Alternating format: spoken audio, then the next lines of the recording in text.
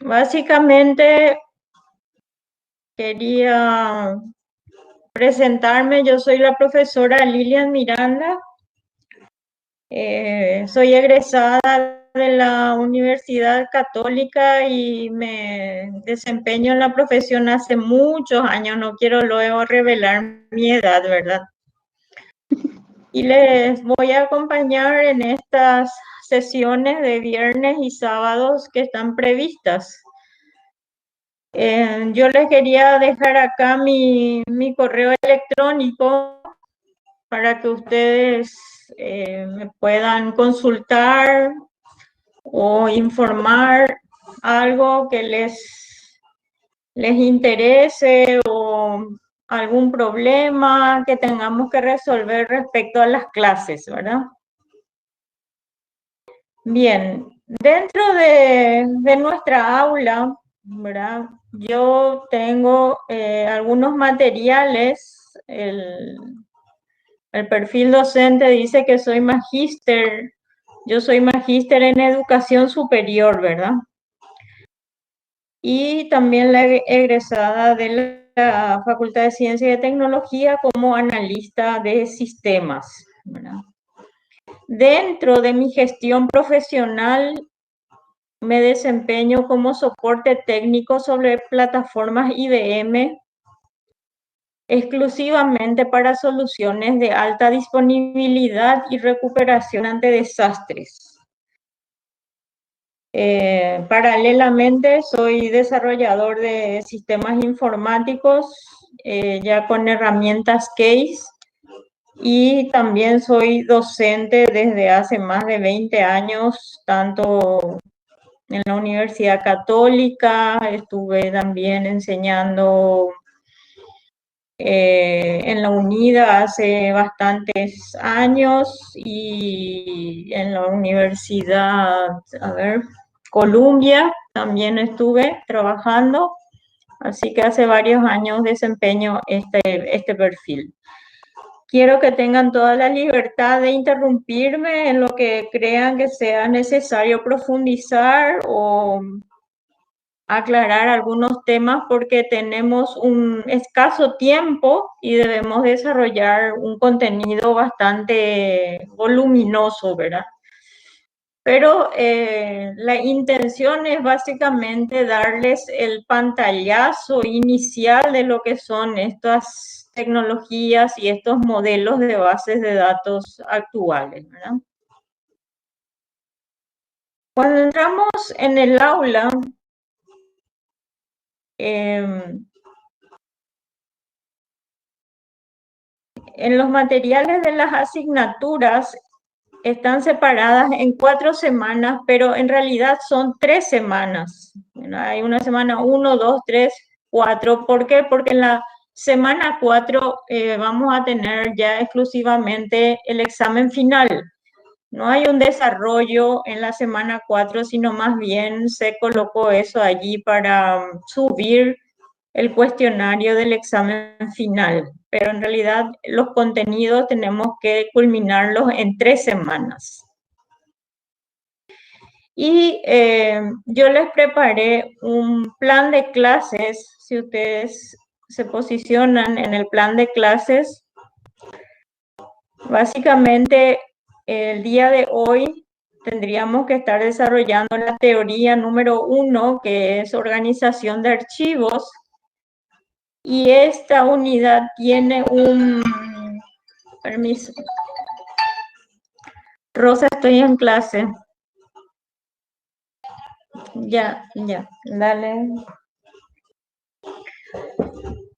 Esta unidad 1 tiene un cuestionario que vale 15 puntos y tiene un plazo límite de entrega el próximo lunes 22, ¿verdad?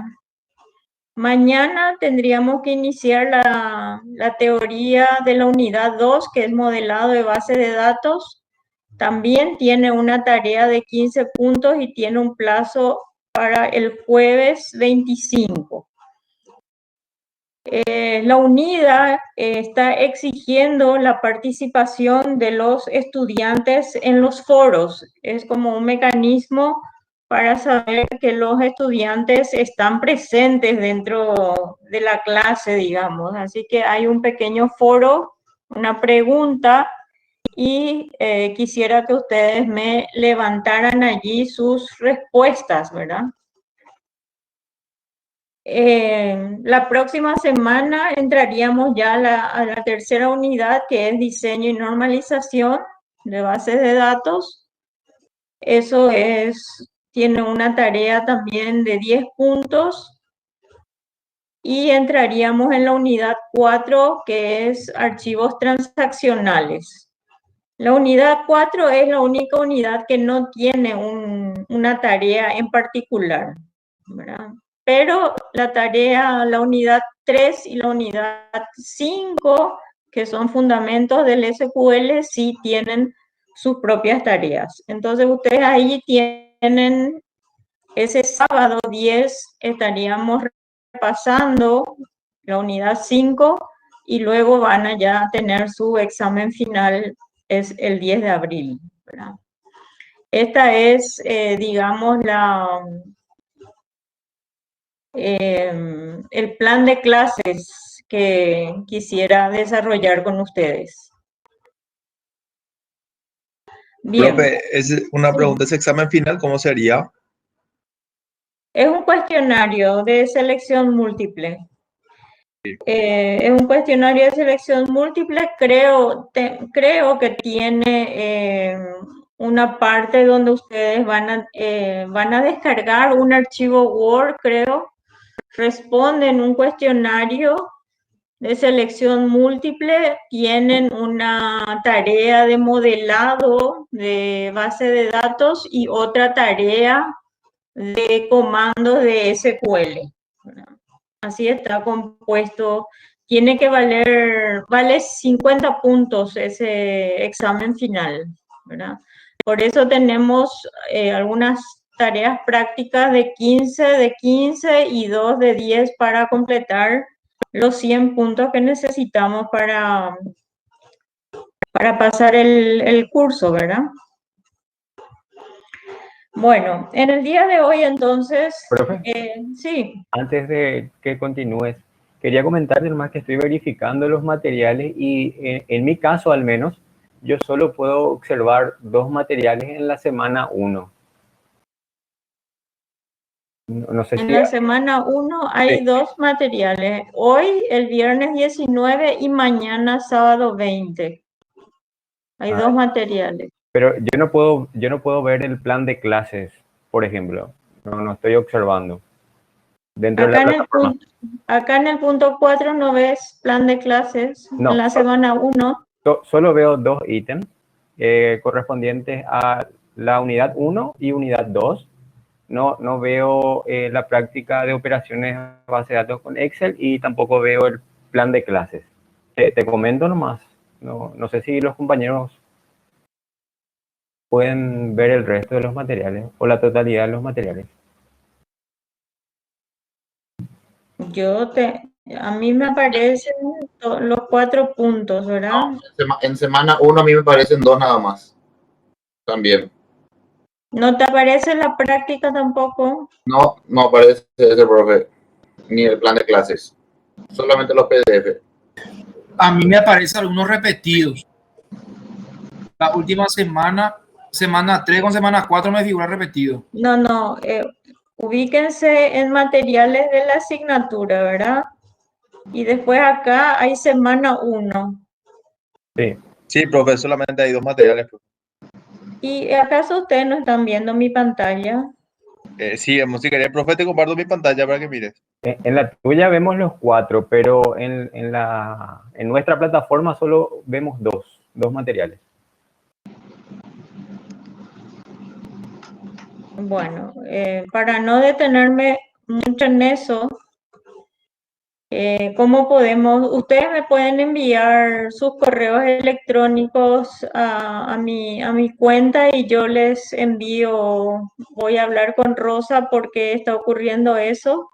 Sí, ¿nos facilitas por el WhatsApp, profe, los documentos? Más rápido. ¿Y alguien puede crear el WhatsApp ahora? Está, profe, el WhatsApp de la clase. Creo que vos estás también.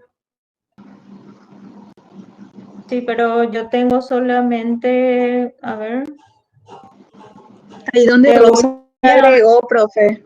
teoría TI unida, ese, ¿verdad? Sí, sí. Maestría de Maestría. unida, ahí es Liliana, ahí está. Y bueno, entonces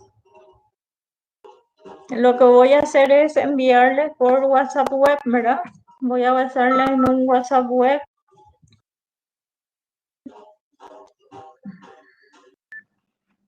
Y avisarle nomás a Rosa, profe, porque ese de repente está separado por año de inscripción. Hay una versión 2019 y 2020 y siempre hay ese problema que no se levanta toda la información. ¿Vos ves, Edgar? No, ahora voy a entrar, porque no pude entrar todavía. Ah, ok. De él sí también creo que era 2019. 2019, vamos a ver. Bueno, entonces les voy a enviar el documento que no están viendo ustedes, que es el plan de clases, ¿verdad?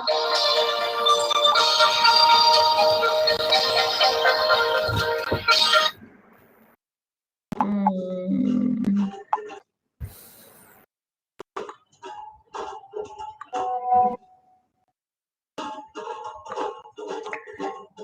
Bueno, y acá vamos a... ¿Cómo compartimos acá esto? Y dale ocultar nomás, profe, para que puedas escribir.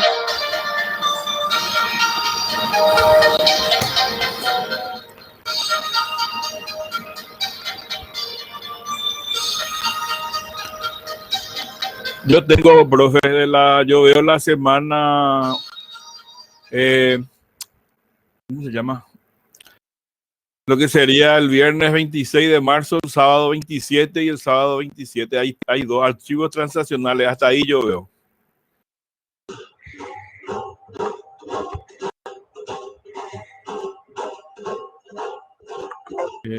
1, 2. Los dos nomás se ven. Los dos nomás se ven, profe. Bueno, ahí les envié en el WhatsApp el plan de clases, ¿verdad? Pudieron ver eso, ¿verdad?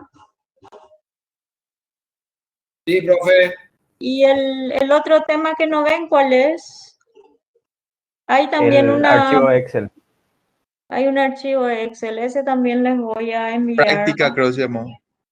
Eso les voy a enviar también por el WhatsApp porque es interesante practicar un poquito hoy ese tema.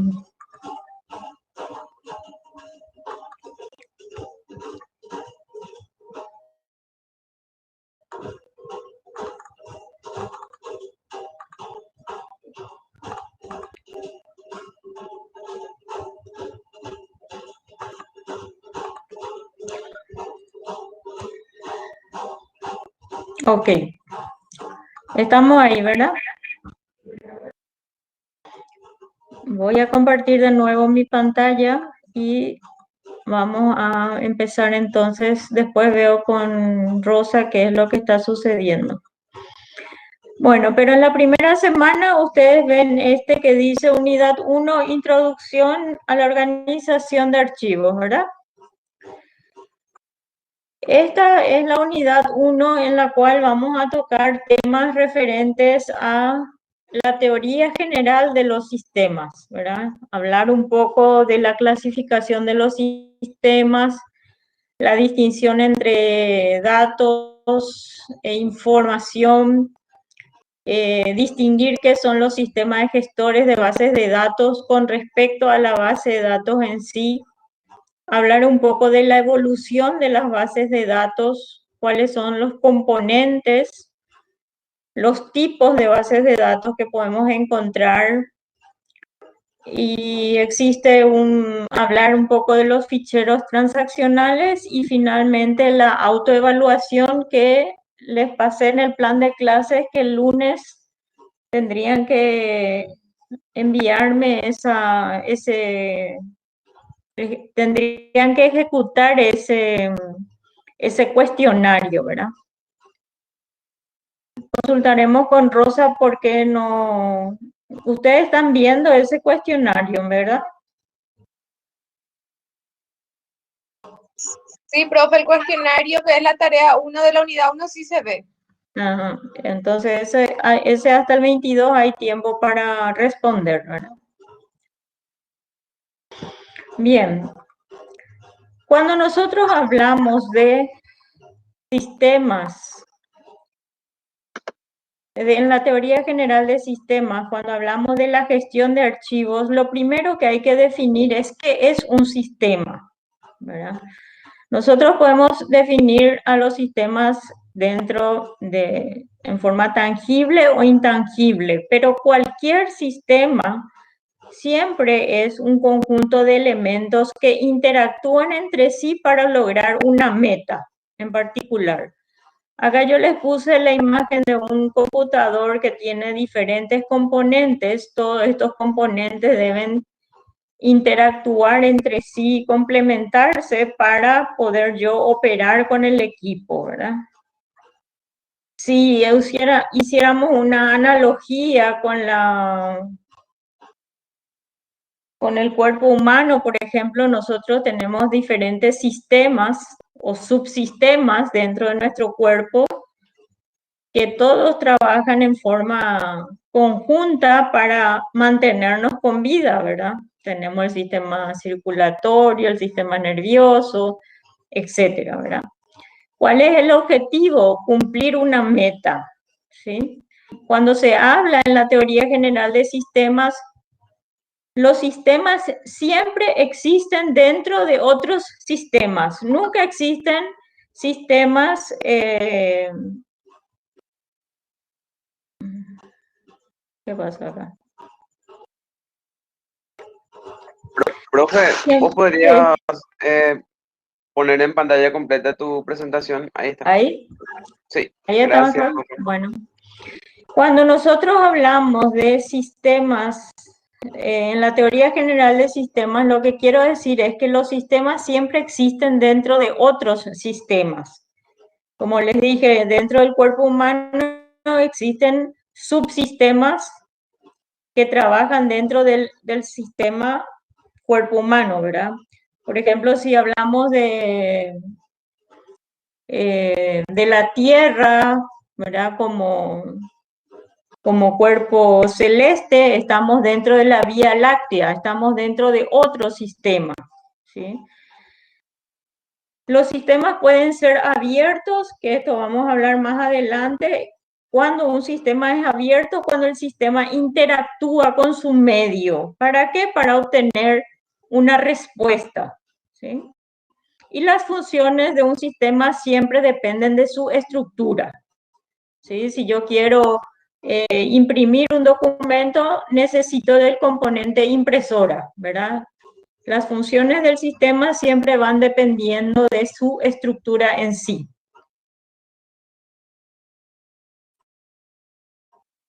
Hay características dentro de los sistemas de organización de archivos o de los sistemas de bases de datos propiamente dichas, que es que cualquier base de datos a mí me permite tener una independencia tanto lógica como física de los datos. Y esto es lo que vamos a ir trabajando en este taller, ¿verdad? La independencia física, el diseño lógico de lo que es la estructura de la base de datos versus la implementación física de esa base de datos. La base de datos siempre se crea con la intención de hacer una redundancia mínima de la información que va a ir almacenada allí. A mí no me sirve de nada tener una base de datos con datos duplicados, porque eso me puede llevar a una falta de integridad de la información. Otra de las propiedades o características de las bases de datos es que permiten el acceso concurrente de varios usuarios. O sea, por ejemplo, si estamos en Facebook, estamos en una comunidad de usuarios accediendo concurrentemente a una base de datos en particular. Pueden haber consultas complejas que se optimizan en la base de datos, ¿verdad? De acuerdo a cómo estén estructuradas esas bases de datos, yo puedo resolver consultas complejas. Las bases de datos siempre tienen mecanismos de acceso y de auditoría, o sea, niveles de autorización para observar o procesar la información, así como también auditoría o pesquisas. ¿Qué usuario ingresó a la base de datos y qué operación ejecutó dentro de la base de datos en una fecha, hora determinada? Auditar las bases de datos. Las bases de datos no permiten hacer ese tipo de operaciones. Por supuesto, yo también puedo respaldar y recuperar la información de una base de datos. Es una buena práctica, como todos sabemos en informática, hacer la copia de seguridad de la información. Entonces, nuestras bases de datos, por lo general, diariamente se están respaldando, ¿verdad? En las medianas, grandes empresas se hacen en horas de la madrugada, se hace el respaldo por si en algún momento exista un fallo y yo tenga que recuperar mi base de datos, ¿verdad? Y existen diferentes lenguajes de programación para manipular la información que está contenida allí. Habíamos dicho que habían sistemas abiertos, ¿verdad? O si vamos a trasladarlo a las bases de datos, también estas bases de datos pueden ser abiertas, es decir, son todos aquellos sistemas que interactúan con el exterior, tienen una relación con su medio externo, ¿sí? Pueden tomar una información, procesar esa información y emitirnos cualquier tipo de informe que necesitemos utilizar. Por ejemplo, acá yo les puse un sistema abierto. Entradas de un sistema pueden ser materiales, dinero, esfuerzo humano, información. Y yo puedo tener una fábrica, un centro comercial, ¿verdad? Donde yo puedo tener diferentes salidas como los productos, los servicios, etcétera. ¿Alguno de ustedes me puede comentar algún sistema abierto que conozca?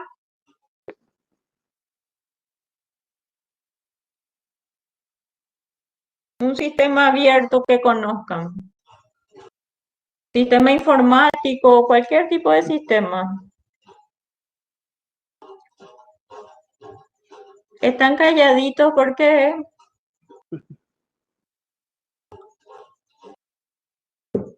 Profe. ¿Qué puede ser un sistema abierto para ustedes? Por ejemplo, un sistema de facturación es un sistema abierto, ¿verdad? ¿Por qué? Porque yo voy ingresando los productos, esos productos tienen un precio, una cantidad, eso se multiplica para generarme una factura. Eso, por ejemplo, es un sistema abierto, ¿sí? En cambio, los sistemas cerrados son aquellos que no presentan un intercambio con su medio ambiente que los rodea. Son herméticamente, son herméticos en cuanto a su influencia ambiental, ¿verdad? No reciben ningún recurso externo, no producen nada hacia afuera, digamos, ¿verdad? Acá les puse, por ejemplo, un termómetro podría ser un sistema cerrado en sí mismo, ¿verdad? Porque dentro de su entorno él recibe simplemente energía, ¿verdad? Está recibiendo energía, pero no interactúa con otros sistemas en sí mismo. Es él solo generando una medición respecto a la energía que está recibiendo del medio ambiente. Cuando hablamos entonces de sistemas, ¿verdad? Teoría general de sistemas y base de datos, tenemos que decir que en la base de datos o en la organización de los archivos, toda la información se organiza en el disco, ¿verdad? Siempre hay acceso a la información a través de un disco, ¿verdad? O de algún dispositivo.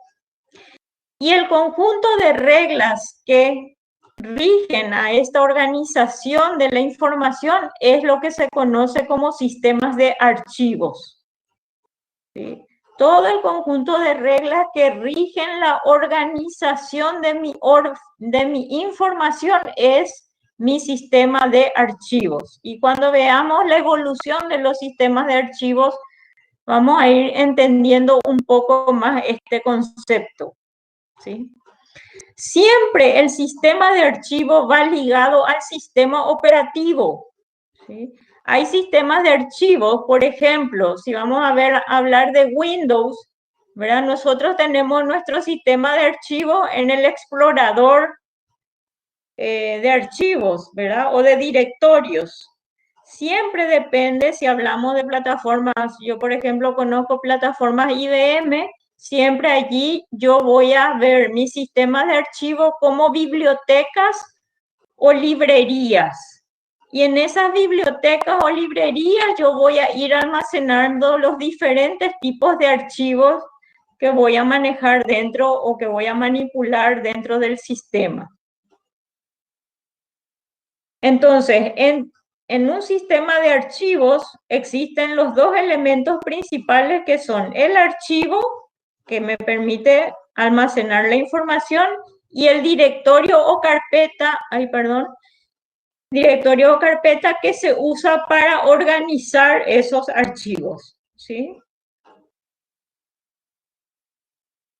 El directorio siempre puede contener otros directorios o subdirectorios y siempre le ponemos un número relativo al hecho para organizar esa información.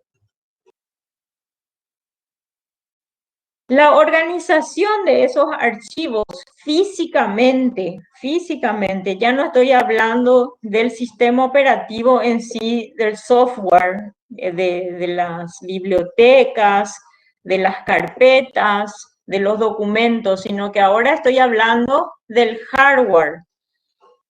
¿Cómo organizo esa información dentro del disco? A través de particiones de discos, que son las divisiones lógicas del disco. Es decir, si yo estuviera en mi computadora, dentro de este hardware existe un solo disco, una sola partición de disco que es el disco C, ¿verdad? Sin embargo, existen otros documentos, otras carpetas, bibliotecas, donde yo voy a ir almacenando el sistema de archivos que yo voy manejando. Una cosa es manejar físicamente la partición de disco donde voy a guardar y otra cosa es cómo voy a organizar yo las carpetas, directorios dentro de ese sistema de archivos, ¿sí?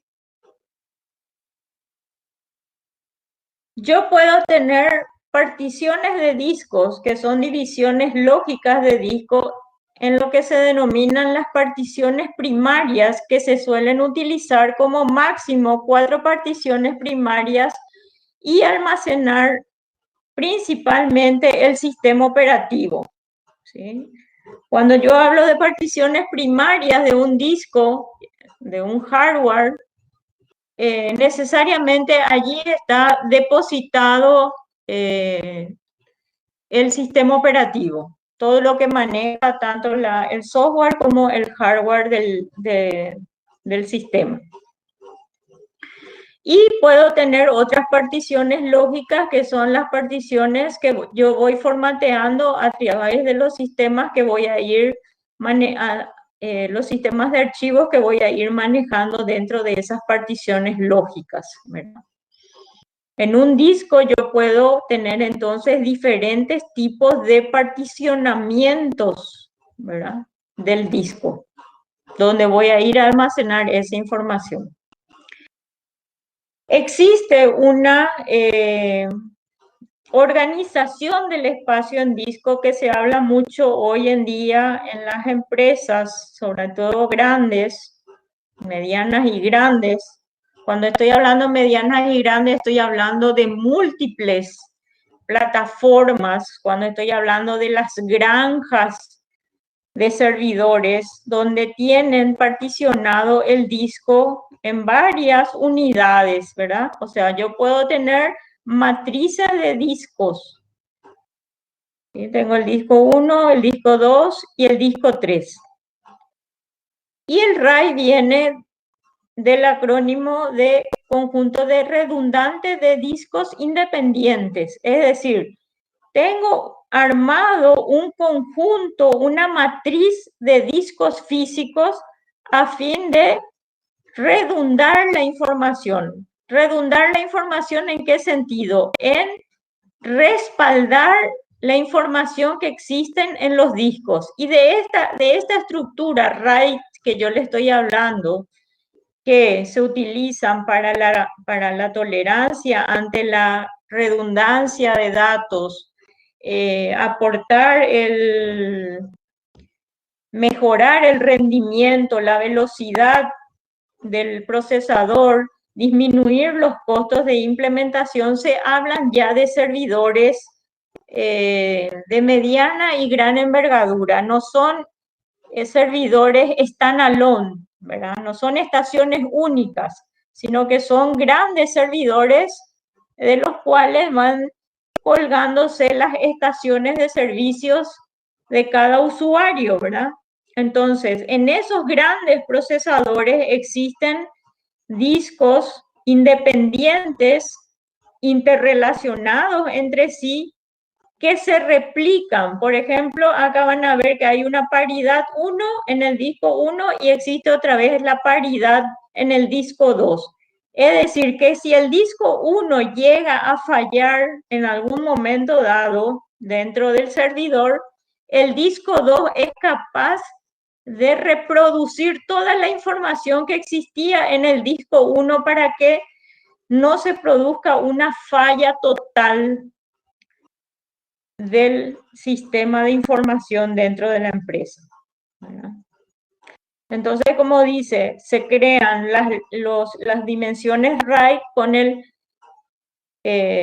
consiste en crear un único volumen. Vos le ves como un disco único donde hay varios discos funcionando y cada uno de estos discos tienen una redundancia, una paridad que le llaman. ¿Para qué? Para que tenga la tolerancia a fallas. Es decir, si falla el disco 1, yo en caliente puedo insertar un nuevo disco 1 y eso por el RAID se vuelve a replicar y a componer como estaba organizado inicialmente. Yo entonces puedo tener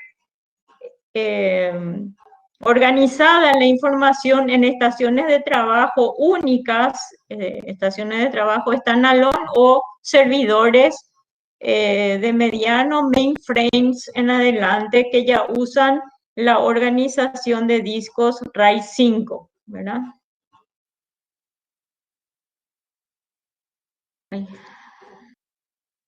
Bueno, ahora vamos a hablar, ¿no hay alguna pregunta sobre esto?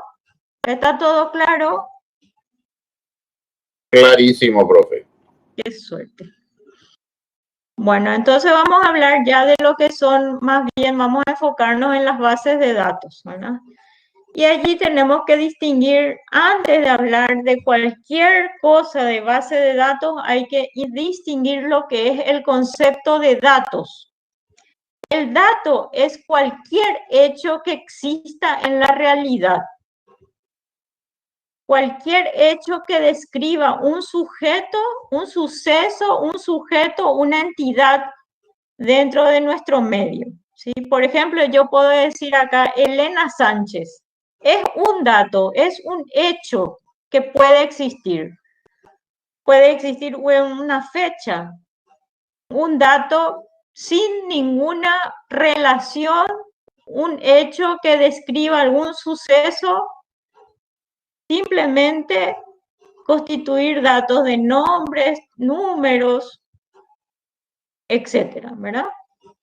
Pero cuando ese dato, como acá dice, dato es una palabra que se refiere a un hecho, un data item que le dice un elemento de dato, ¿verdad? Los datos son comunicados a través de símbolos, letras, números, movimientos, puntos, rayas, lo que sea. Cada idioma tiene su propia sintaxis, ¿verdad? Y su propia semántica del dato, ¿verdad? No es lo mismo escribir un número en, no sé, un número ordinal que un número, ¿cómo se dice?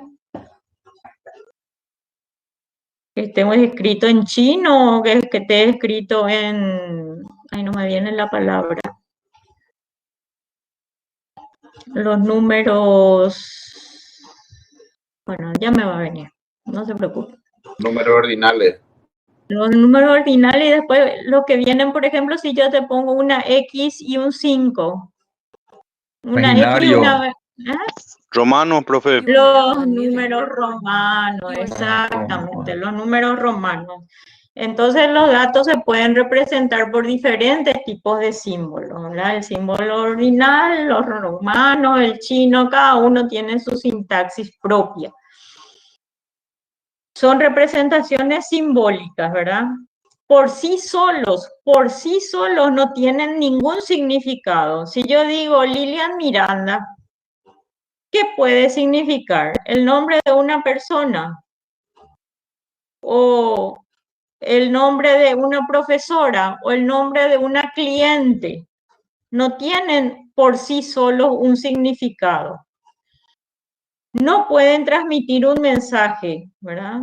El dato en sí es un hecho de la realidad que existe simplemente y es representado y derivan de ciertas descripciones de los hechos. Pero cuando ese dato es organizado, es agrupado y tiene un significado para alguien, se convierte en información. Entonces, la información es la agrupación de datos cuya organización permite transmitir un significado.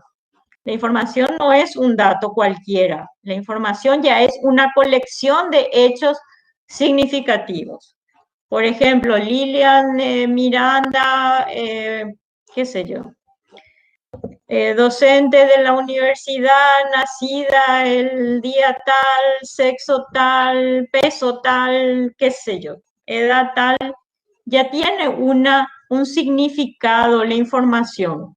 El legajo del personal de una empresa, por ejemplo, se constituye en una información porque es un conjunto de datos que están relacionados, que tienen un significado, son pertinentes y están organizados. Yo puedo tener la información del personal, la información del cliente, etcétera, ¿verdad?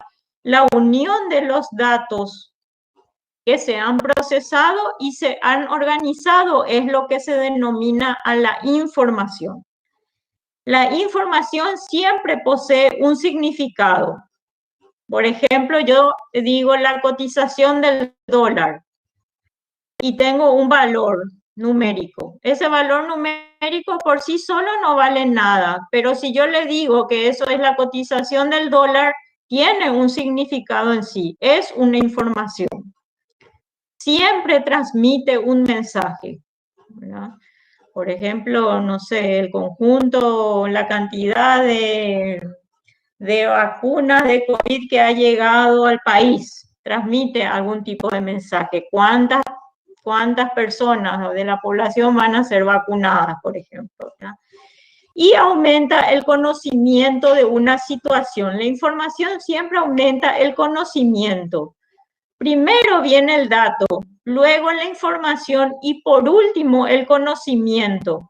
Es decir, si yo sé el 15 de mayo es el Día de la Madre, yo ya sé que ese día ya tomo conocimiento de que ese día probablemente, si tengo un local de venta de electrodomésticos, voy a estar en vidriera todos los electrodomésticos que una mamá siempre necesita, ¿verdad?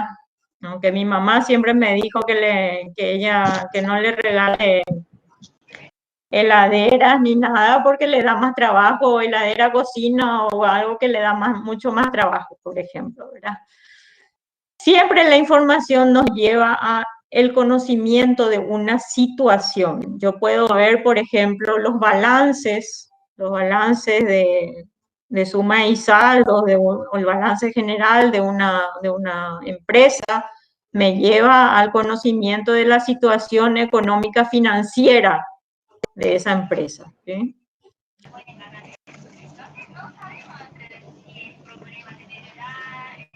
Cuando hablamos, sí. ¿Hay alguna pregunta? ¿No? La información, entonces, para que sea útil, para que sea importante para la empresa, siempre tiene que ser útil. ¿Sí? Tiene que servir para algo. ¿Sí? Por ejemplo, dice el precio de X acción subirá el 10% en las próximas 24 horas y yo en realidad busco saber la definición de la globalización. La información tiene que ser útil para la empresa. ¿Por qué tiene que ser útil? No solamente útil, tiene que ser confiable y tiene que ser oportuna. Son características de la información. Porque yo en base a la información que estoy recibiendo voy a tomar decisiones en la empresa. ¿Sí? Si en las 24 horas va a subir un 10% el costo de la materia prima, bueno, yo voy a tomar la decisión de remarcar los precios, por ejemplo, ¿verdad? O sea, yo tengo que tener información útil, confiable y que sea oportuna, ¿verdad? Qué sé yo, si va a llover o no va a llover, como dice, bueno, para mí es oportuna para saber si voy a llevar mi bota y mi paraguas, ¿verdad? O si no, de nada me sirve que la información no sea oportuna o confiable. La diferencia entre dato e información, ¿verdad? Los datos son símbolos que describen condiciones, hechos, valores. Se caracterizan por no contener ninguna información. Puede significar un número, una letra, un signo ortográfico, un símbolo, una palabra, etc.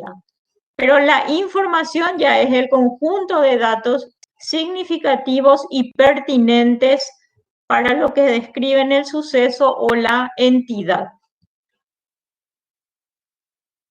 La información, a diferencia de los datos, ¿verdad?, tiene un significado para quien la recibe.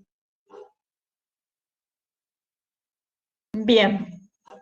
Los datos y la información se almacenan en dispositivos digitales en nuestra era, ¿verdad? Estos dispositivos son básicamente los sistemas de gestión de bases de datos. Sistemas de gestión de base de datos, SGBD, sistemas de gestión de base de datos, ¿verdad? Database Management System. Los sistemas de gestión de base de datos no son más que software, no es un hardware, es un software específico dedicado a organizar la base de datos, a organizar a los usuarios y las aplicaciones que van a utilizar esa base de datos. El sistema de gestión de base de datos no es la base de datos en sí, sino que es como un repositorio, es un software especializado que permite manejar la base de datos. Es decir, me permite definir la estructura de la base de datos, me permite definir los usuarios y las autorizaciones que van a tener esos usuarios, las aplicaciones que van a consultar, modificar, insertar, registrar, por ejemplo, bases de datos allí. Les muestro en mi pantalla, por ejemplo, tengo acá el MySQL, por ejemplo, es un gestor de base de datos, ¿sí? Yo aquí tengo a las bases de datos, ¿sí? A las diferentes bases de datos. Cada base de datos tiene una estructura y yo podría también ver el contenido de la base de datos. Esta es la base de datos, pero todo lo que está aquí alrededor es el gestor de la base de datos. A mí me permite, por ejemplo, configurar cuándo se va a realizar el backup, la restauración de bases de datos, si yo voy a hacer conexiones con programas, con aplicaciones, con otras bases de datos, si voy a ejecutar consultas, todo eso es el gestor de la base de datos. No es la base de datos en sí misma. Me permite, sí, manipular una base de datos. Un gestor de base de datos permite manipular la gestión de la base de datos, pero no es la base de datos en sí. Permite controlar el acceso de datos, asegurar su integridad, gestionar el acceso concurrente. Fíjense que el gestor de base de datos, pueden haber muchos usuarios que están accediendo a la misma base de datos en forma múltiple, ¿verdad? O concurrente, ¿verdad? Y es el gestor de la base de datos el que va a manipular ese tipo de operaciones. Un gestor de base de datos, entonces, es un software que permite introducir, organizar, recuperar información de las bases de datos. En definitiva, es administrar la base de datos. Un sistema de gestor de base de datos no es más que un administrador de los sistemas de bases de datos, ¿verdad? El propósito es que yo pueda ver de forma clara, sencilla, ordenada el conjunto de datos que están organizados dentro de ella, ¿verdad? Me permite crear bases de datos, introducir datos, modificar, eliminar, buscar información, clasificar información, copiar, realizar cálculos, imprimir, una sarta de operaciones que están asociadas exclusivamente al gestor de la base de datos. Después vamos a ver las operaciones típicas con las bases de datos en sí, ¿verdad? Y la base de datos es un almacén de datos que relacionados entre sí, de alguna forma me da una información, ¿verdad? De algún modo se organizan y se interrelacionan entre sí, se representan aspectos del mundo real que le interesan al usuario por la información que puedan generar, ¿verdad? Con el propósito de generar información. Acá, por ejemplo, yo tengo dos tablas o dos bases de datos, una tabla de clientes y otra de pedidos, que si yo las organizo en alguna consulta, yo puedo obtener información procesada, pertinente, para la toma de decisiones, ¿verdad? Tienen siempre una colección de datos operativos para el manejo estratégico, táctico y operativo dentro de la empresa u organización, ¿sí? Si se están perdiendo, me avisan, ¿eh? Bueno, vamos a hablar de la evolución de las bases de datos.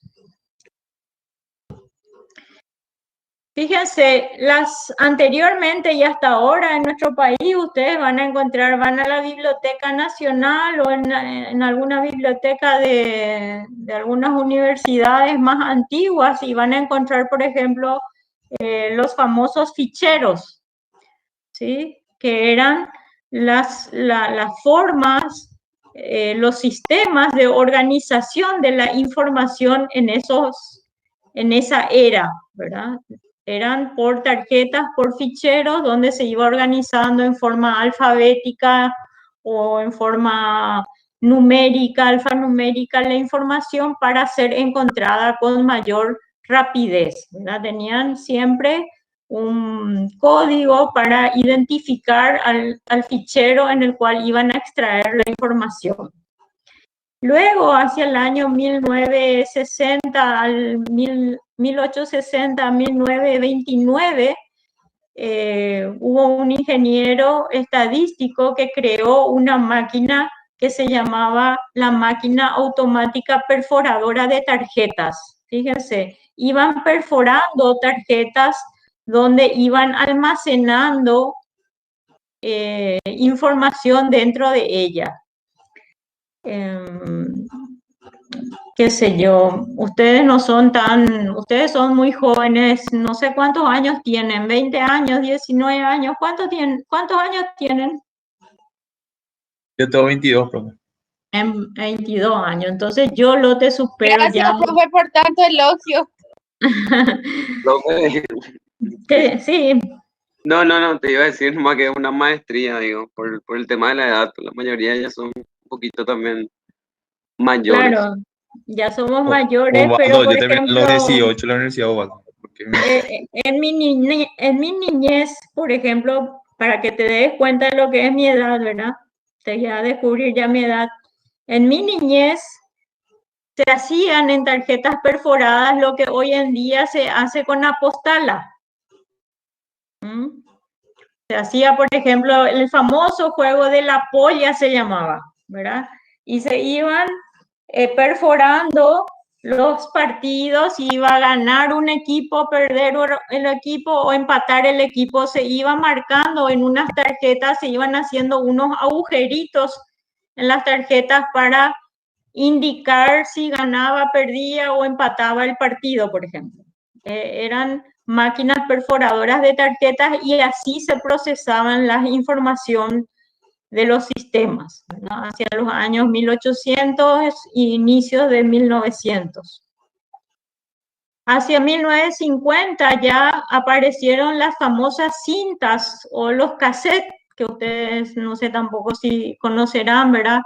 Pero eran cintas, ¿verdad?, que iban grabando la información en forma secuencial. Es decir, si vos querías escuchar o recuperar la información que está en la pista número 8, tenías que irte, recorrer la cinta desde el número 1 hasta la posición 8 para recuperar esa información.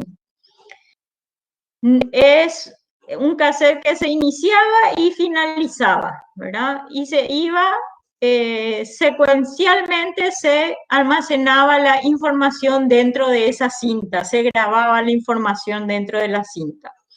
Luego, hacia 1960, ya aparecen los famosos discos, ¿verdad?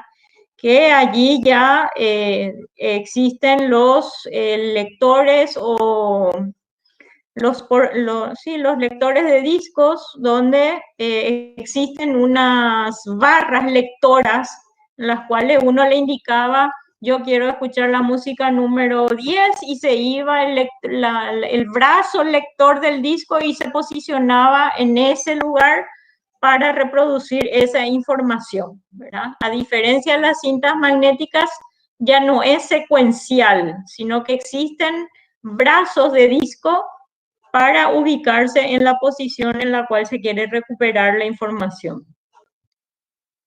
Y ya desde 1970, el ingeniero Edgar Franco definió un modelo relacional, ¿verdad? Diseñó el modelo o las reglas del sistema de datos relacionales, y así nacieron las bases de datos relacionales. ¿Para qué?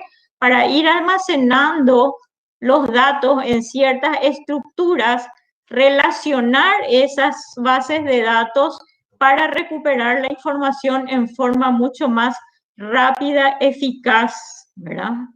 Sobre todo eso, aumentar la rapidez y la efectividad en la recuperación de esa información. Y así nacieron las bases de datos relacionales que hasta hoy día se están utilizando. No crean ustedes que estas bases de datos están desaparecidas.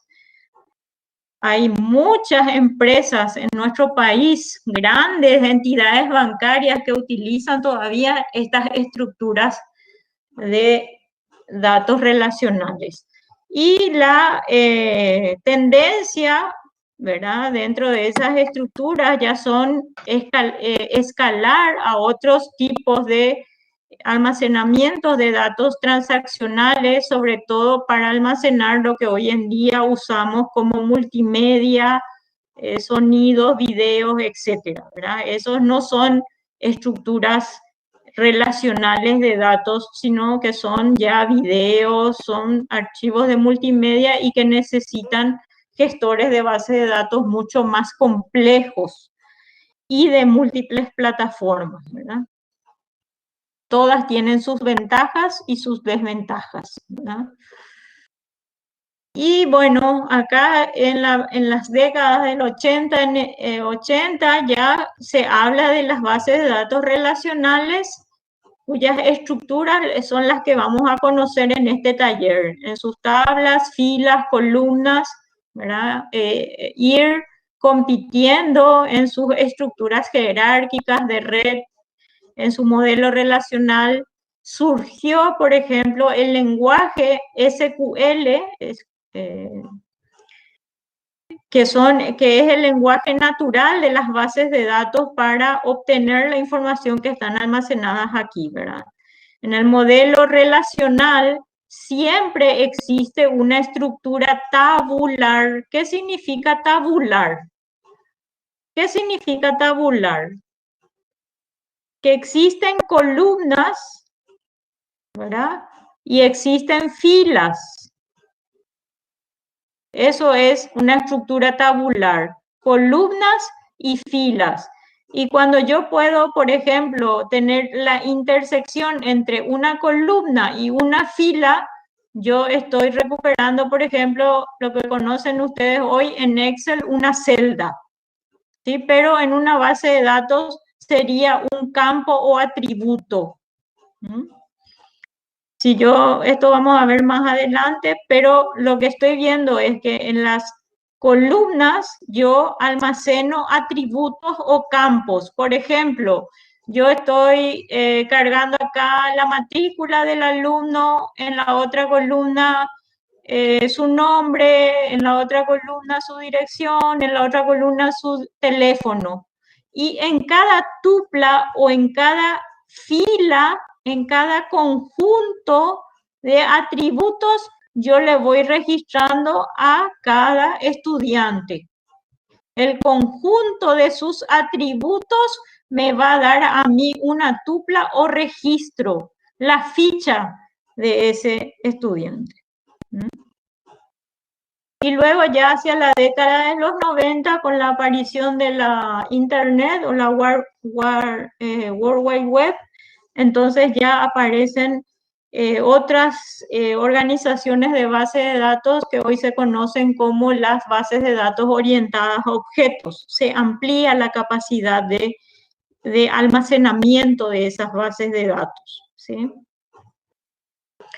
Siglo XXI ya van apareciendo otras alternativas orientadas a necesidades específicas de usuarios, ¿verdad?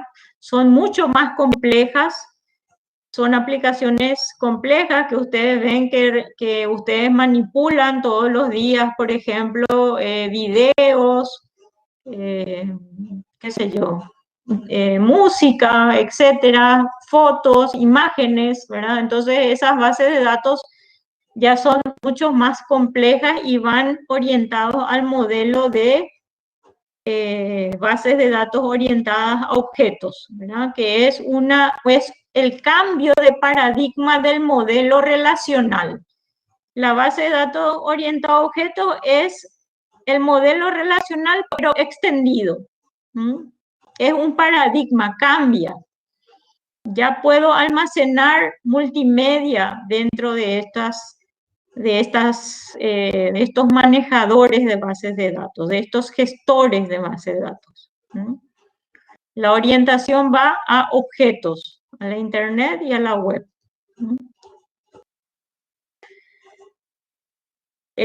Componentes de una base de datos, de una organización de archivos. Siempre tiene que existir un usuario, alguien interesado en obtener la información de esa base de datos. Dijimos que la información, que un dato en sí no tiene mucho significado, pero cuando ya le interesa a alguien, a algún usuario, a alguna aplicación, eso se convierte en información.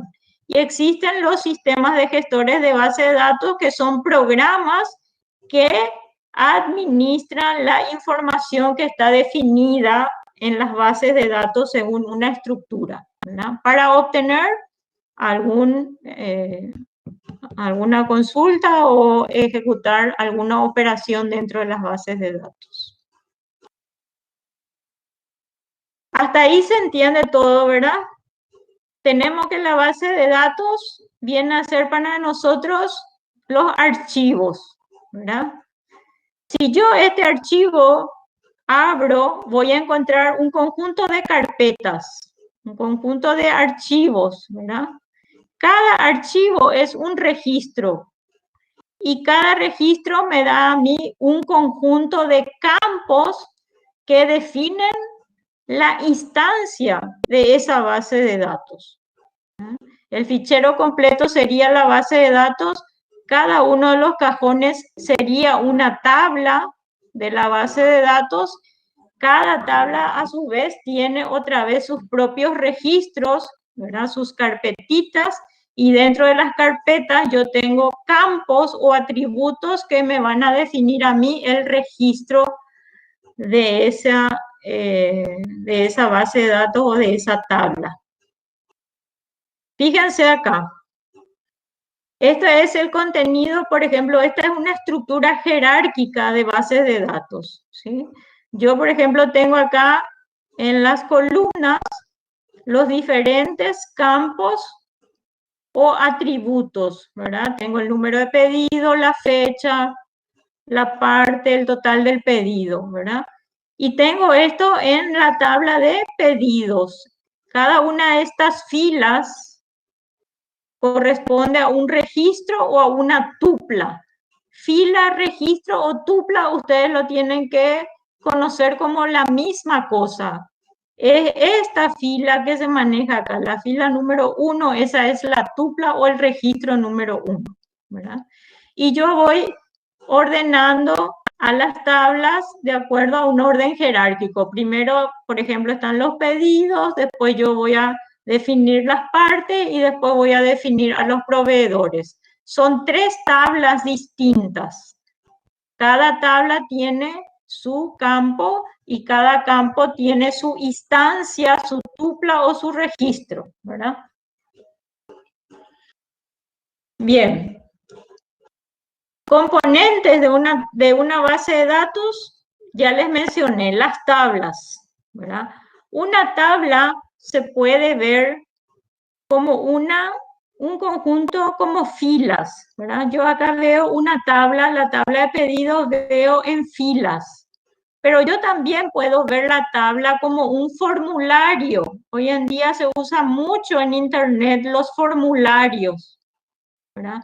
Pero en realidad cada uno de estos campos, lo único que hace que este conjunto de campos me constituya un registro o una fila dentro de la tabla, ¿verdad? Y yo puedo hacer allí consultas, modificar, analizar, armar informes sobre esos campos o atributos. Y también lo que se le denominan las macros, que no son más que conjunto de instrucciones, aplicaciones, sistemas que yo necesito para manipular, organizar la información contenida dentro de la base de datos, ¿verdad? Entonces, el campo o atributo es la unidad más básica de la base de datos. ¿Ah? El atributo es este, por ejemplo, nombre. Es la unidad más básica. Este es un atributo. El apellido es otro atributo. Si yo me voy acá, mis columnas eran mis atributos. Mis campos. Que cada campo va a contener a su vez un dato. Pero la unidad mínima de la base de datos es el campo o atributo. Allí se almacenan los datos simples. Un campo puede ser, por ejemplo, el nombre de la persona, espacio en blanco, caracteres especiales, texto. Yo tengo diferentes tipos de campos hoy en día, textos, numéricos, mnemotécnicos. Campos de tipo fecha hora, tengo campos OLE, por ejemplo, que son fotos, gráficos, hojas de cálculo, sonidos, puedo tener campos de tipo hipervínculos, diferentes tipos de campos que son la unidad básica de la base de datos. Y acá voy repitiendo lo que es el registro o la tupla.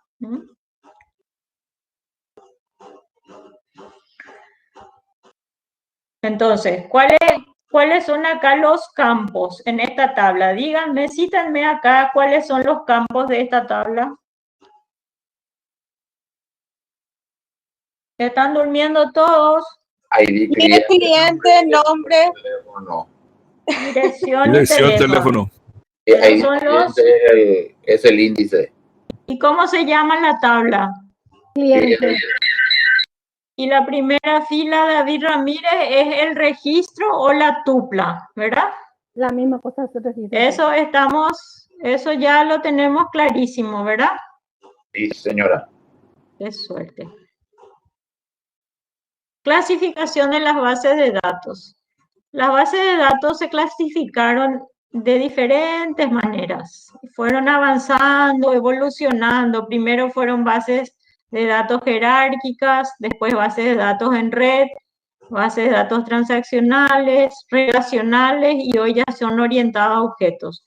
Voy a mostrar esto, pero nosotros vamos a orientarnos en las bases de datos relacionales y orientadas a objetos, ¿verdad? La primera generación, que fueron las de red, ¿verdad? En donde eran estructuras de tipo árbol, ¿verdad? Existía un padre y los hijos, ¿verdad? Una estructura jerárquica en red, ¿verdad? La segunda generación vinieron las relacionales, que ya fueron el formato tabular, en columnas y en filas. Y ahora ya está en la tercera generación, que ya son las orientadas a objetos. Los objetos, los métodos, las clases, etcétera, que vamos a ver. Tipos de bases de datos, por ejemplo, las bases jerárquicas, ¿verdad? Y aquí yo simplemente les cito, ¿verdad?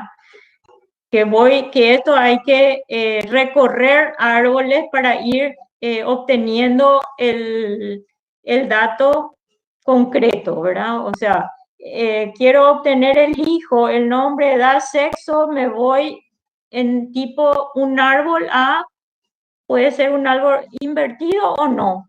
Puede ser una sucursal, que esa sucursal se puede dividir otra vez en oficinas o en empleados dentro de la sucursal, ¿verdad? Se pueden organizar datos así.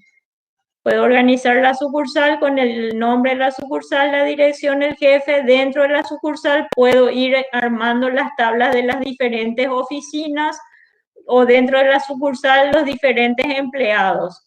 Y si yo quiero saber el nombre de un empleado, tengo que saber o tengo que recorrer el árbol invertido, irme hasta la sucursal para saber a qué sucursal pertenece ese empleado, ¿verdad?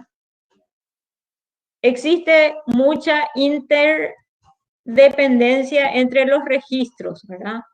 Para acceder a un registro hay que pasar por los padres. Para acceder a un registro, para acceder al nombre del hijo, sí o sí tengo que saber el nombre del padre, ¿verdad? no tiene, pero se podía compartir la información, ya manejar un poco más la integridad de la información, etcétera. Fíjense que eran años pasados. Bases de datos en red, por ejemplo, que ya se representan por nodos y relaciones, ¿verdad? Y en una estructura cualquier componente puede relacionarse con cualquier otro. Por ejemplo, el producto A tendría que relacionarse con Carlos y Carlos otra vez podía relacionarse con el producto B. O la ciudad de Cali, por ejemplo, se relaciona con el vendedor Carlos, con el vendedor Juan y con el vendedor María. ¿Sí? Todas son nodos y relaciones que se iban interrelacionando entre sí. Hasta que aparecen las bases de datos relacionales, ¿verdad? Donde, ¿qué es lo que se hacía? Se definían entidades.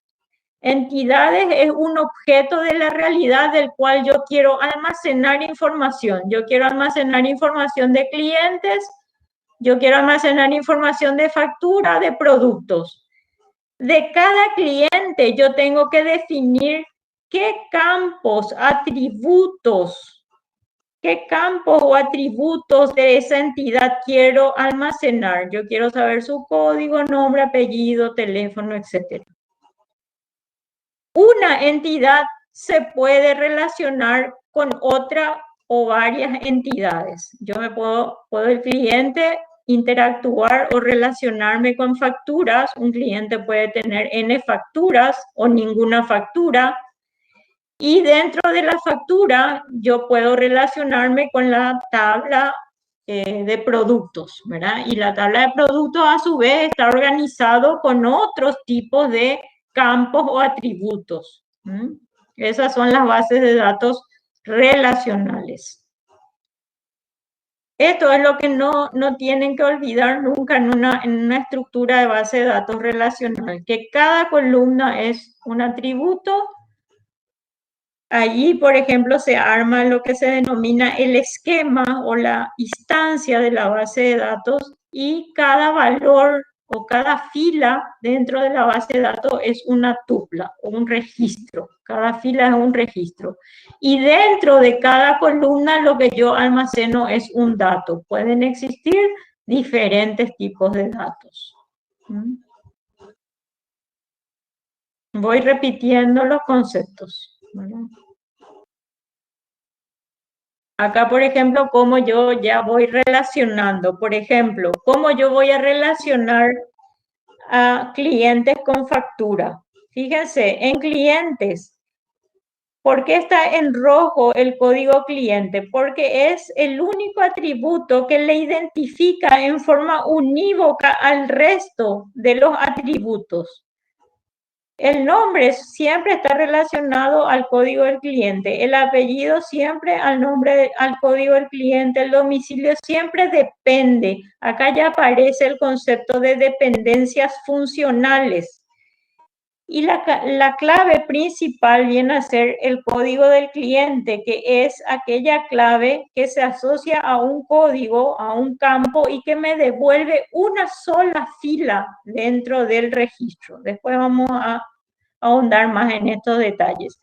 Pero si yo quiero relacionar con factura, la factura tiene a su vez una clave primaria, una llave primaria que es un número de factura. Pero le traigo al código del cliente en la estructura de la factura, ¿para qué? Para conocer y relacionar mis tablas entre cliente y factura. ¿Cómo yo sé a qué cliente corresponde esa factura? Por el código del cliente que está dentro de los atributos de la tabla factura. Aquí el código cliente se denomina una clave foránea. No es clave primaria, porque la clave primaria, la que me va a devolver una sola fila de la tabla factura va a ser el número de factura, pero la clave foránea, el código del cliente, me va a relacionar con otra tabla que tiene como clave primaria en la tabla de clientes. ¿Me están entendiendo clave primaria y clave foránea?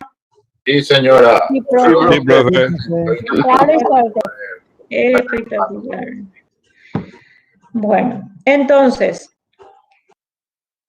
una de las ventajas, una de las necesidades, de las necesidades dentro de la definición de cualquier base de datos, sea base de datos relacional o orientada a objeto, es la integridad referencial. ¿Qué significa eso? Una restricción de integridad referencial. Por ejemplo, el código del cliente en facturas debe existir en clientes y debe ser clave primaria. ¿Qué va a suceder con una factura que no tenga código de cliente, por ejemplo? Es una factura trucha. Tiene que existir una integridad y eso es lo que se denomina una integridad referencial. ¿Qué va a suceder si en facturas no existe el código del producto? ¿Cómo yo voy a identificar que el producto existe? ¿Cuánto cuesta el producto y qué cantidad dentro de la venta cuántos productos voy a vender o cuánto es el control de stock de ese producto? ¿Sí? Tiene que existir una integridad y a eso se le define una restricción de integridad referencial. No pueden existir datos sueltos, datos nulos. El conjunto de datos relacionados entre sí y que tengan un significado implícito. No pueden existir hijos sin padre, por ejemplo, ¿verdad? Hijos huérfanos, no se sabe de quién depende. Eso está violando la restricción de integridad referencial. Y ahí ya aparece el concepto de metadatos, ¿verdad? ¿Qué tipo de datos se van a almacenar? ¿Qué nombre se le va a dar a cada dato? ¿Cómo van a estar agrupados los datos? ¿Cómo se van a relacionar los datos? Los metadatos, entonces, son datos que acercan a los datos presentes en la base de datos. ¿Para qué? Para mantener esa integridad referencial. A mí no me sirve de nada tener una información que no sea útil, que no sea íntegra y que no sea relevante, pertinente u oportuna, ¿verdad? No sirve de nada. Voy a tomar una información incorrecta. Y acá hay un receso que me dijeron que tiene que ser de 10 minutos y no sé qué opinan ustedes. Nosotros Vamos a tomar agua, vamos a caminar, ¿qué vamos a hacer? Vamos de corrido, profe. corrido, nosotros tenemos la clase. ¿No vamos a tener receso? No, profe, así nomás. Para terminar antes. Normalmente tenemos de corrido, profe, para terminar antes, sin receso. Bueno, yo ya tomé un trago de agua. Acá se toma vino, profe. Viene, profe. Vos sos dinero y así nosotros soy cero. Bueno, vamos a seguir entonces. Base orientados a objetos. Base de datos orientados a objetos. Cambia el paradigma de la base de datos relacional, ¿verdad? En una base de datos orientada a objetos, ¿verdad? Todos los elementos son considerados objetos. En la relacional, todos eran considerados entidades, ¿se acuerdan? Las entidades, y acá esas entidades se convierten en objetos. Las bases de datos orientadas a objetos guardan multimedia, imágenes, sonidos, videos, etcétera, ¿verdad? Es el paradigma que surgió a partir de Internet en la estructura de las bases de datos. Las bases de datos entonces tratan de representarse de una forma más natural, es decir, proporcionan al diseñador una estructura más natural para objetos complejos, de forma a que se puedan ejecutar operaciones simples o complejas, ¿verdad? La base de datos orientada a objetos está, o sea, se caracteriza por su flexibilidad en el manejo de los datos complejos y la manipulación de ellos en forma rápida y ágil. Es decir, ustedes le están buscando en Facebook a una persona, es una base de datos probablemente orientada a objetos porque tiene que recuperar una foto, un video en forma fácil y es bastante complejo el almacenamiento, ¿verdad? Y cambia mucho la estructura de la organización de la base de datos, del modelo. Hay un paradigma, hay un cambio en el modelo, en el ejemplo, en el diseño de las bases de datos orientadas a objetos, ¿verdad?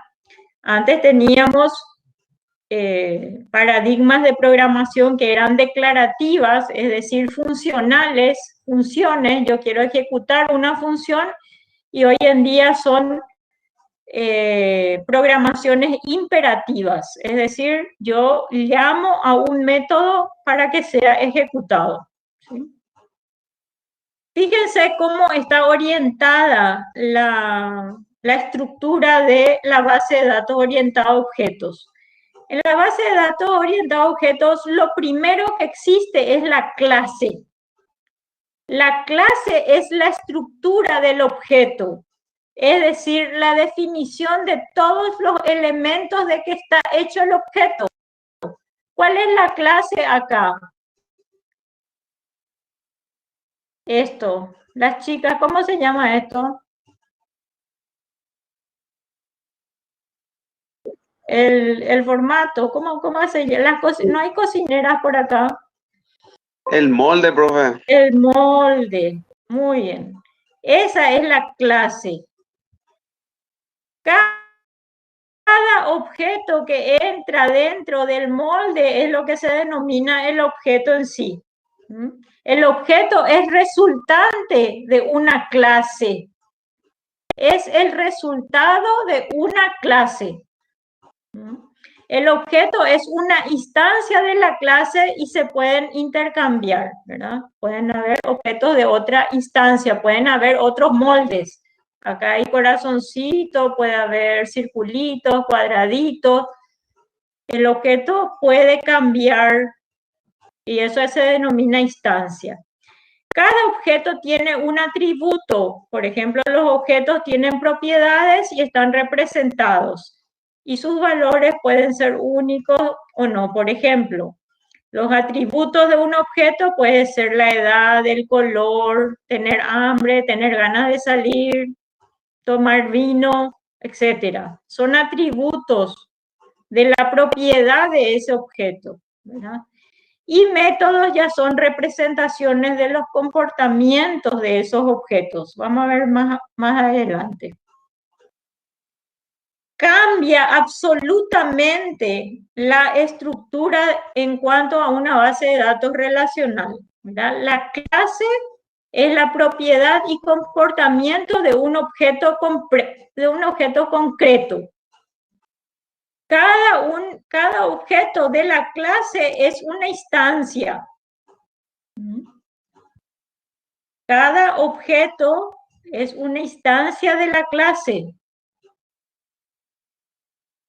Cada objeto tiene una propiedad. Este, por ejemplo, es rojo, este puede ser marrón. Tiene una propiedad. Tiene un método. El objeto es un algoritmo. ¿Cómo se va a comportar ese objeto? ¿Sí? O sea, ese objeto puede tener un método que todos tienen que tener harina, azúcar, etc. ¿verdad? Y el mensaje que puede ser, que es la forma en la que se comunican los objetos, ¿verdad? Fíjense acá, el objeto perro es una entidad tangible que muestra una conducta bien definida. Un objeto es cualquier cosa real o abstracta acerca del cual almacenamos datos y los métodos que controlan dichos datos. Entonces, la clase perro tiene como objeto a perros. Ahí pueden haber diferentes calidades. ¿Cómo se dice? Los perros tienen diferentes tipos de Raza. razas. Y cada perro, cada raza, ¿verdad? El perro tiene su atributo. Podemos ponerle su nombre, su color, su raza. Y su método viene a ser que el perro puede ladrar, puede oler, puede buscar, puede menear la cola, ¿verdad? Tiene diferentes funciones que realiza ese objeto. Por ejemplo, la clase automóvil. Yo puedo decir automóvil como atributo amarillo de 2 puertas. Son atributos. El coche ya es un resultante de la clase. Tiene atributos y sus métodos, por ejemplo, puede ser que puede correr o puede transportar. Acá hay otro ejemplo. La clase empleado. ¿Cuáles van a ser los objetos? Juan Pérez, María Suárez, etcétera. ¿Y cuáles van a ser los atributos de Juan? Va a tener su edad, su puesto, su salario. María también va a tener edad, pero varían, ¿verdad? Los valores. Entonces empieza con la clase, la instancia de cada clase es un objeto y los objetos tienen atributos. Es totalmente un paradigma distinto al relacional. Y se dice que los atributos están asociados a las clases, a los objetos, ¿verdad? Cada objeto tiene su propio atributo y los mensajes se utilizan como medio para interactuar entre los objetos. Un mensaje estimula la ocurrencia de un comportamiento de un objeto. Por ejemplo, abrir una tabla puede ser un método. Leer un registro es un método. Para el perro sería el método ladrar, ¿sí? Es otro tipo de organización. Y en la organización de orientada a objetos se maneja el concepto, ciertos conceptos. Por ejemplo, la herencia. La herencia es la propiedad que permite que los objetos, a partir de otros ya existentes, vayan tomando características similares. Por ejemplo, si yo tengo una clase padre, voy a tener clases hijas y clases nietas, pero por lo general todos van a tener la misma propiedad, ¿sí? O sea, todos van a ser seres humanos. Puedo tener hijos varones, hijas mujeres, ¿verdad? Pueden ser de, no sé, nacidos en tal país, en tal ciudad. Siempre los hijos, o cada vez que el árbol va más hacia abajo, va adquiriendo la herencia del padre superior, ¿sí? Si mi padre es negro, probablemente yo tenga la posibilidad de que salga negro, o si mi padre tiene ojos verdes, probablemente alguno de los hijos o nietos va a tener ojos verdes. Va heredando características, métodos o atributos de esas clases. Y se le llama encapsulamiento cuando yo quiero ocultar ciertos detalles de la implementación de un objeto. Por ejemplo, un encapsulado sobre el auto puede ser de que yo quiera, el auto puede, por ejemplo, estar encendido, estar apagado, y yo puedo querer encapsular, por ejemplo, el motor y el chasis. No quiero que se sepa ese atributo esa propiedad del objeto. A eso se le denomina el encapsulamiento. Propiedad de objetos que permiten el acceso a su estado únicamente a través de una interfaz o de una relación preestablecida con el objeto. Es decir, yo no puedo abrir la tabla de salarios sin que yo puedo encapsular, por ejemplo, la tabla de salarios. Y dadas ciertas autorizaciones al perfil, yo puedo ir viendo el monto de los salarios de los empleados. Puedo encapsular la información. Y el polimorfismo le dicen a ellos de que es la posibilidad de que una entidad tome muchas formas. Por ejemplo, los mamíferos. Los mamíferos comen. Cada mamífero come de una forma diferente, ¿verdad? Acá comen solamente el pasto, acá comen comida y otros pueden ser carnívoros, ¿verdad? A eso se le llama polimorfismo. Objetos de clases diferentes, pero que tienen diferentes tipos de operaciones de acuerdo al tipo de objeto en un momento dado. Eso es un polimorfismo. El polimorfismo, por ejemplo, transporte. ¿Cuáles son sus métodos? El transporte puede avanzar, puede frenar, pero yo puedo tener transporte de tipo caballo, de tipo coche o de tipo avión. La propiedad de una operación mediante la cual es aplicada a diferentes objetos. Eso es el polimorfismo. El caballo puede avanzar y frenar también, pero es muy distinto el objeto caballo que el objeto coche. Esto es un modelado en base de datos, ¿verdad? Por ejemplo, la persona. Yo puedo decir el objeto, la clase persona. Ahora, la clase persona puede ser de objeto empleado o puede ser de objeto cliente. ¿Sí? Y voy diciéndole sus diferentes atributos. Por ejemplo, del empleado yo quiero saber el número de persona, el nombre y la dirección. Del cliente me interesa otros tipos de atributos.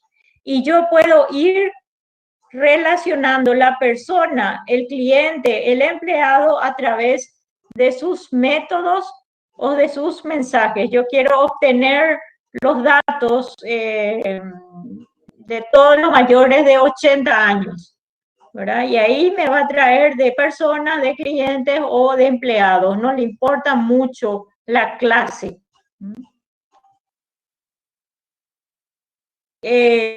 Acá les doy una diferenciación entre lo que es el modelado de orientado a objetos y el modelo relacional, ¿sí?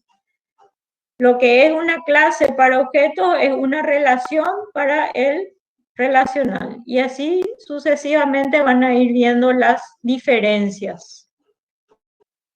Les doy características de las bases de datos orientadas a objetos. Siempre hablan de métodos, de objetos, de polimorfismo, de herencia, de atributos. Las características de las bases orientadas a objetos.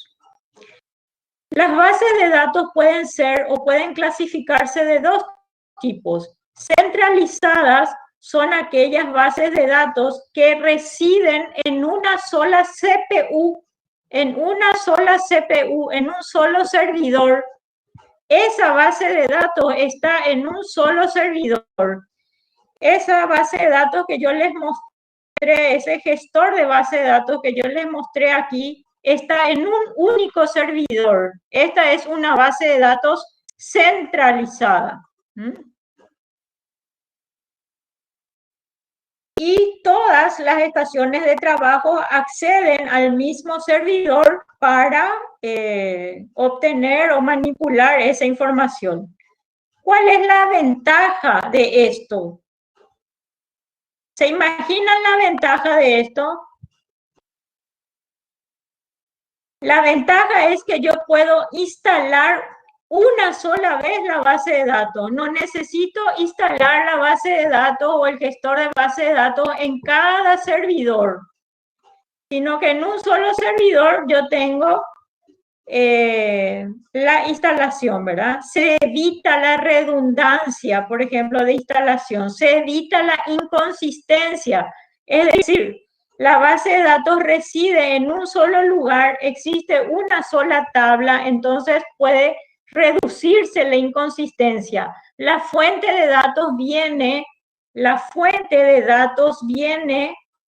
de un solo punto, viene siempre al mismo servidor, entonces se evita la inconsistencia, perdón. Se aplican restricciones de seguridad mucho más fáciles, ¿verdad? Es más fácil que si existe un nuevo usuario, yo entre al gestor de base de datos y le añada solo a este gestor el nuevo usuario. No tengo que entrar en cada base de datos para registrarle al nuevo usuario, ¿verdad? Toda la información reside en una sola estructura. Yo tengo datos del año 2017, 2018, todas residen en una misma estructura. Todo es más simple en una base de datos centralizada. ¿Cuál es su desventaja? Que si se pierde la disponibilidad o procesamiento de la información, ocurre un desastre.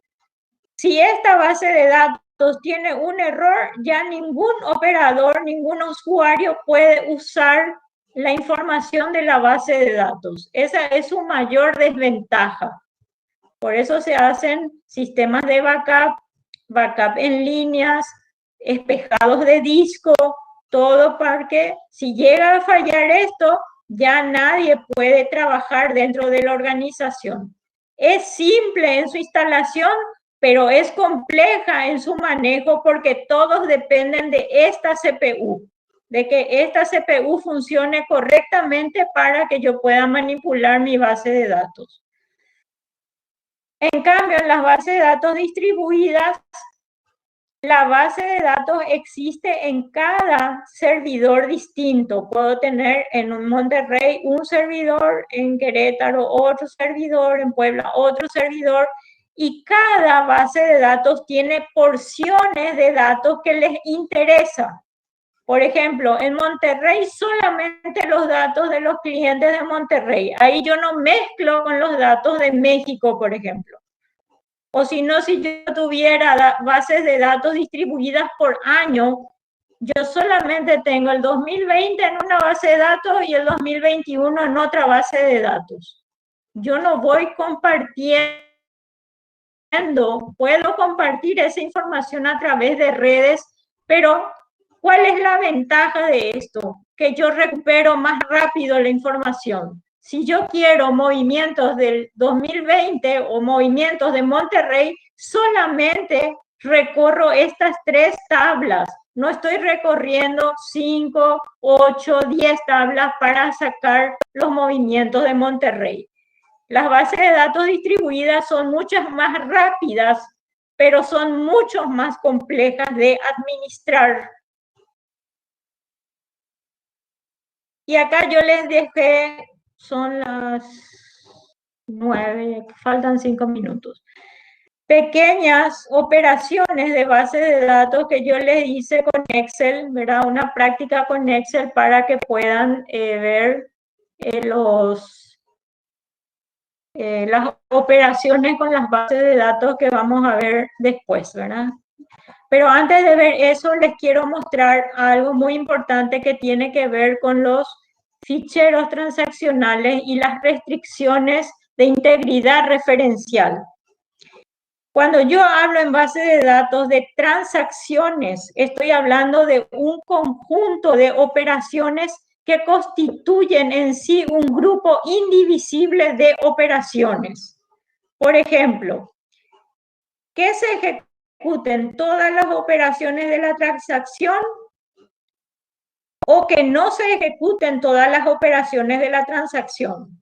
Y ahí hay integridad referencial. Fíjense, En los archivos transaccionales se habla del commit y del rollback. El uso del commit refiere a que se ejecutaron todas las operaciones de esa transacción. Y el rollback es la reversión de las operaciones que se realizaron sobre esa transacción porque hubo una falla. Fíjense acá. El commit. Yo digo, voy a insertar a la tabla país el valor PI Paraguay cuando el código sea igual a 1. Y le pongo el comando commit para cerrar mi transacción. Fíjense que acá hay una operación de insert y hay una operación de update. Y luego hay una operación de commit. ¿Para qué? Para que el insert y este update sean íntegros, que se correspondan a sí mismos. Si por allí entre el insert y el update hubo una falla de hardware, se produce el rollback. Se hace la reversión de la transacción. Acá les puse un ejemplo que dice que se le acredite se le reste a Antonio 1250 y se le sume a Claudio ese 1250, ¿verdad? Entonces, fíjense, se inicia la transacción, un update restando un valor a un cliente X, se hace otro update sumando el valor a otro cliente X y se hace el commit para que estas dos modificaciones sean completadas en forma exitosa. Si por acá hubo una falla a alguien de los dos, se les va a quedar restado el 1250 o sumado el 1250. Entonces el rollback lo que hace es revertir. No le suma ni le resta a nadie, no hace el update, no hace estas operaciones para mantener la integridad de la base de datos. ¿Se entendió, señores, esto? Sí, señora. Profe. Bueno. Sí, profe. Dime. Son las 21 horas. Te voy a mostrar en 5 minutos, ya que tuvimos algunos problemitas de conexión hoy, el esquema que el Excel tiene, por ejemplo. El Excel no es ningún gestor de base de datos, pero sí maneja conceptos de operaciones de base de datos. ¿Por qué? Porque tiene estructura tabular, tiene columnas y tiene filas. Entonces, todos estos, fíjense, la primera fila siempre son los atributos de la base de datos, ¿verdad? Los campos. ¿Sí? Y cada una de las filas son los registros de esa tabla o de esa base de datos. Y fíjense cómo él maneja el concepto de base de datos. Si yo marco la base de datos, me voy a datos, ¿qué operaciones puedo hacer? La primera gran operación, por ejemplo, puedo ordenar. Yo puedo ordenar por su empleado en forma alfabética, por ejemplo. ¿Sí? Otra operación que puedo hacer es aplicarle filtro. Por ejemplo, yo quiero ver las operaciones solamente de contabilidad. ¿Qué estoy haciendo ahí? Estoy haciendo un select. Estoy seleccionando ciertas filas de la base de datos. Sí. Por eso tiene este embudito que está acá. ¿Eh? Operaciones de bases de datos. Al Excel. Le puedo poner filtros, le puedo ordenar. Otro de los temas, yo puedo importar de diferentes archivos y formas datos dentro de una planilla Excel. Y lo más interesante que tienen el Excel, por ejemplo, son las tablas dinámicas. Me marca la base de datos y me pregunta, ¿cómo querés ordenar? Bueno, yo quiero ordenarle a cada empleado que me coloque en su fila. Y va colocando a todos los empleados en su fila. a los departamentos en las columnas y quiero saber el sueldo en los valores. Y yo ahí le puedo aplicar, bueno, yo quiero saber, por ejemplo, bueno, ¿qué me muestra acá? Acá me muestra el monto total de salarios de toda la empresa. Este monto me muestra solamente el salario de contabilidad. Pero yo puedo hacer filtros. Quiero saber filtros múltiples, contabilidad más finanzas. Entonces varía el monto de salarios que estoy manejando.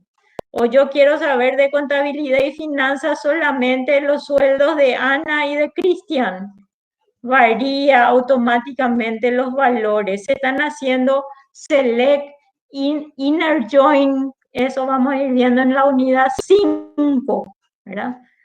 Pero básicamente les quería mostrar algunas operaciones de bases de datos que se manejan en Excel.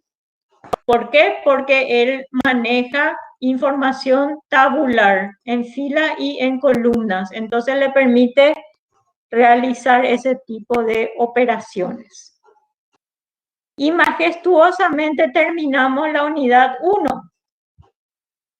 En la unidad 1 hay una autoevaluación, es decir, hay un cuestionario. Me dijeron que el cuestionario pueden ver, ¿verdad? Sí, profe. Es correcto, profe. Sí, profe, eso ve.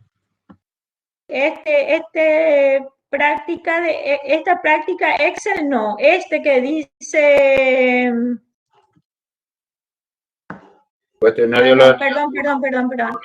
No es ahí donde tienen que ver. indicaciones. Acá en indicaciones para el desarrollo de actividades. En la semana 1, acá en la semana 1, este cuestionario tienen que responder y vale 15 puntos y tienen tiempo hasta el 22 de marzo, 22:30 para entregar ese cuestionario. Pueden usar los otros materiales, es a libro abierto, ¿verdad? O sea, yo no pretendo que ustedes aprendan de memoria los conceptos, sino que pueden tomarse su tiempo para ir respondiendo el cuestionario.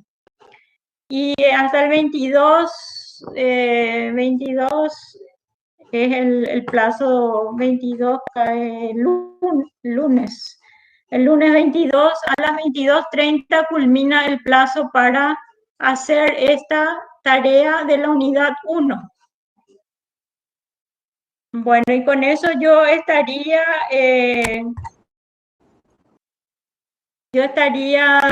culminando la unidad 1, ¿verdad? No sé si hay alguna pregunta en particular que no les haya quedado claro. Profe, Mañana nos vemos a las 9, ¿verdad? profe, A las 9. de repente se corta la comunicación con y yo generalmente le pido